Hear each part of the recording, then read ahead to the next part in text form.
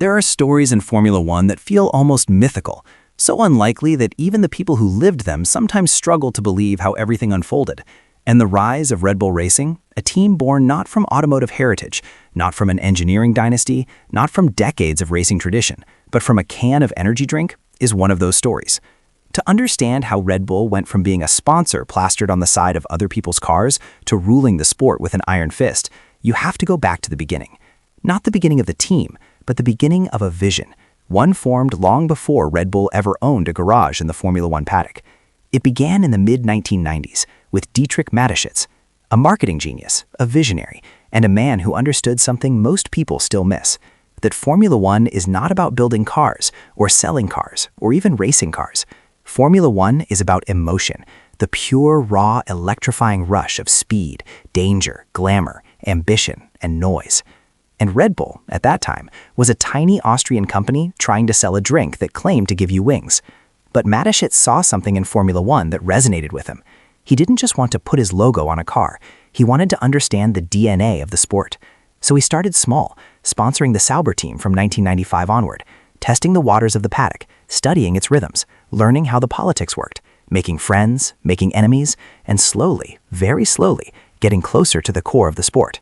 Most people at the time assumed Red Bull was simply another logo, another corporate partner hoping to catch a bit of the Formula One spotlight.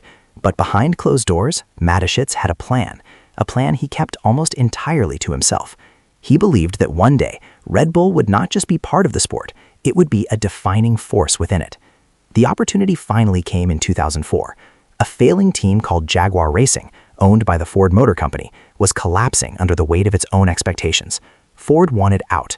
The team was expensive, underperforming, politically messy, and draining resources. Mateschitz saw exactly what Ford couldn't: potential. Where others saw a sunken ship, he saw a blank canvas. The offer came quickly. Ford accepted with relief. And just like that, for a fraction of what top teams were worth, Red Bull had purchased its place on the Formula One grid. People in the paddock scoffed. A drink company running an F1 team? It sounded like a joke. Some literally laughed out loud. Journalists called it a gimmick. Rival team bosses dismissed it as a marketing stunt that would last 2 years at most. What no one understood yet was that Red Bull had no interest in being another small team fighting for survival. They wanted to change the culture of Formula One, and eventually, its results. When the team rebranded for the 25 season as Red Bull Racing, they entered like a slap in the face to the old-school establishment. Vibrant colors, a bold, rebellious aesthetic, a youthful identity that didn't apologize for being different. While other teams operated like military institutions, Red Bull showed up like a rock band. They threw parties, they shot wild promotional videos, they brought celebrities into the paddock. They treated Formula One not as a sacred space, but as a playground for creativity. The traditionalists hated it, which only made Red Bull push harder. But behind all the flash, there was something real happening. Red Bull hired David Coulthard, a veteran with experience from McLaren, a man who had won races, but who also sensed that his best years might be behind him. He expected a chaotic environment.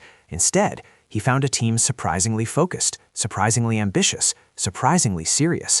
When he asked Christian Horner, the young team principal barely in his 30s, what Red Bull really wanted from Formula One, the answer was simple. We want to win. Not participate, not entertain, not exist. Win. Still, in those early days, the car was not competitive enough to match the vision. The team was more known for its style than its speed. That reality was about to change, because in 2006, Red Bull executed one of the most shocking and consequential moves in modern Formula One history. They signed Adrian Newey. Adrian Newey was not just an engineer. He was the engineer, the mastermind behind world championship-winning cars for both Williams and McLaren, a man whose understanding of aerodynamics bordered on supernatural. Every top team wanted him. Many believed he would never leave McLaren. Many believed he would never gamble his legacy on an unproven team like Red Bull.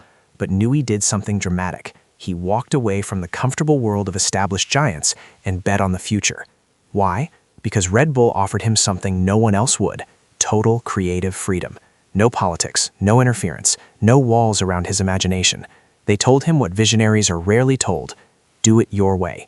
And Newey, who had grown tired of bureaucratic battles, took the leap.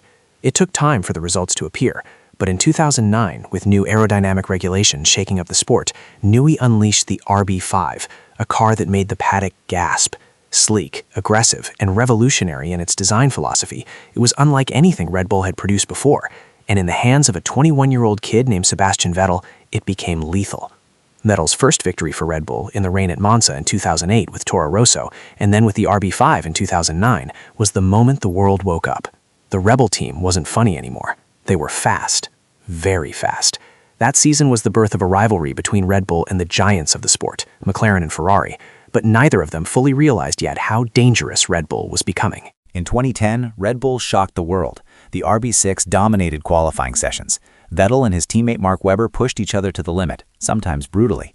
And at the final race in Abu Dhabi, with the championship slipping away, fate swung toward Sebastian Vettel. At just 23 years old, he became the youngest world champion in F1 history. Red Bull had... And the team that the Paddock had once dismissed as a marketing project stood once again at the top of the world.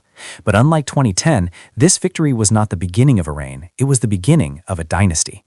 In 2022 and 2023, under new regulations, Red Bull built two of the most dominant cars in the history of the sport, the RB18 and RB19. Verstappen shattered records. The team crushed the competition. The world watched as Red Bull transformed from a rebellious newcomer into an unstoppable force. The truth of Red Bull's rise is simple.